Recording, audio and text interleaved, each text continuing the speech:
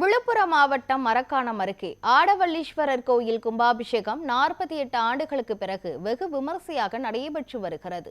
இதுகுறித்த கூடுதல் விவரங்களை வழங்குவதற்காக நமது செய்தியாளர் வினோத் இணைப்பில் உள்ளார். வினோத், அந்த கோயிலின் சிறப்பம்சங்கள் என முழுமையான விவரங்களை சொல்லுங்க. வணக்கம் கிருஷ்ணவேணி. விழுப்புரம் மாவட்டத்தின் ஆன்மீக அடையாளங்களில் ஒன்றாக திகழ்வது மரக்காணம் அருகே உள்ள முன்னூர் ஆடவல்லீஸ்வரர் திருக்கோவில்.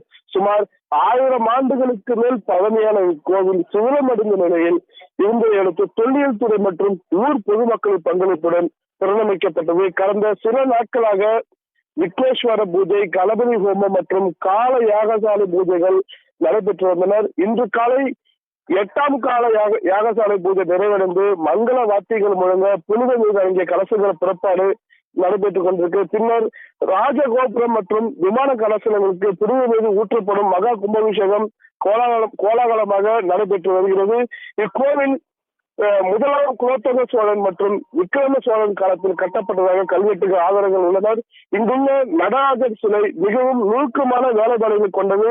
நிலம், நீர், நெருப்பு என பஞ்சபூத தத்துவங்களை உள்ளடக்கிய கட்டிடக்கலை அமைப்பு கோவிலின் தனிச்சிறப்பு.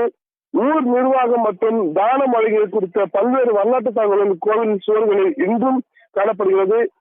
மேலும் திண்டிவனம் நகரில் அமைந்துள்ள கிடங்கல் என்னும் கோட்டையிலிருந்து ஓய்மா நாட்டை சேர்ந்த ஓவியர் குடியில் பிறந்த வல்லான மன்னன் வள்ளிய கோடனுக்கு போரில் வெற்றி பெற்ற அருள்பாலித்த ஸ்ரீ ஆறுமுக பெருமான் அருள்பாலிக்கும் தலமும் முன்னூர் திருத்தலமாகும். சோழ வம்சத்தை அரசாண்ட திருநீற்று சோழன் என்ற பட்டப்பெயர் பெற்ற மன்னன் 2ஆம் குலோத்துங்க சோழனின் சிவபக்தியில் மகிழ்ந்த ஈசன் இம்மண்ணுக்கு தம் தேவியாக ஆனந்த திருநடன காட்சி தந்து அருள்பாலித்த தலம் இத்தலம் என்றும் போற்றப்படுகிறது. இதனால் இத்தல ஈசனுக்கு ஆடவல்ல நாயனார் என்ற திருநாமங்கள் ஏற்றப்பட்டுள்ளனர்.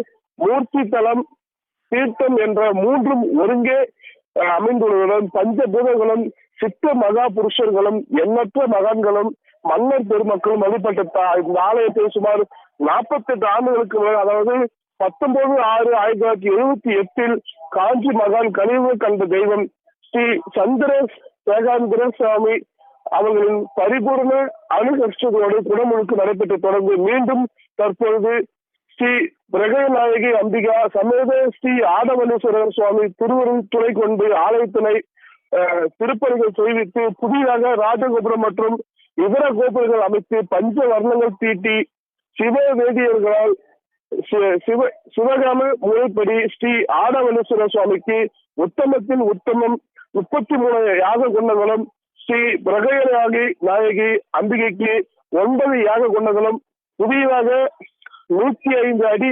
ராஜகோபுரம் கட்டப்பட்டு மற்றும் 57 அடி இதர கோபுரங்களும் கட்டப்பட்டு இன்று அனைத்து கோபுரங்களுக்கும் மூலதானுக்கும் இன்று கும்பாபிஷேகம் நடைபெற்று வருகிறது. மேலும் இந்த கோவிலின் முக்கிய சிறப்பு என்னவென்றால், உலகம் முழுவதும் உள்ள சிவன் கோவில்களில் தெற்கு வாசல் கொண்ட 2வது பெரிய கோவிலாக இந்த முன்னூர் ஆடவல்லீஸ்வரர் கோவில் சிறப்பு வாய்ந்தது. இதில் பொம்முரம் ஆதீனம், அதாவது மயிலம் அருகே உள்ள பொம்முர ஆதீனம் மற்றும் ஊராட்சி மன்ற தலைவர் மலைச்சாமி உள்ளிட்ட அறங்காவல் குழுவினர் ஏகப்பட்டவர்கள் இந்த விழாவையொட்டி முன்னூர் மற்றும் சுற்றி வட்டார கிராமங்களை சேர்ந்த பல்லாயிரக்கணக்கான பக்தர்கள் நீண்ட வரிசையில் நின்று சுவாமி தரிசனம் செய்து வருகின்றனர். பாதுகாப்பு பணியில் 100கணக்கான போலீசார், அதாவது பிரம்மதேசம் காவல்துறை ஆய்வாளர் பிரகாஷ் தலைமையில் உதவியாளர் சதீஷ் உள்ளிட்ட 1500க்கும் மேற்பட்ட காவலர்கள் இந்த கோவிலை சுற்றி பாதுகாப்பதில் ஈடுபட்டுள்ளனர். பக்தருக்கு தேவையான குடிநீர் மற்றும் அன்னதான வசதிகளும் சிறப்பாக செய்யப்பட்டுள்ளது. இந்த கோவில் கும்பாபிஷேகத்துக்கான இந்த சுற்று வட்டார பகுதியில், அதாவது மரக்காணம், திண்டிவனம்,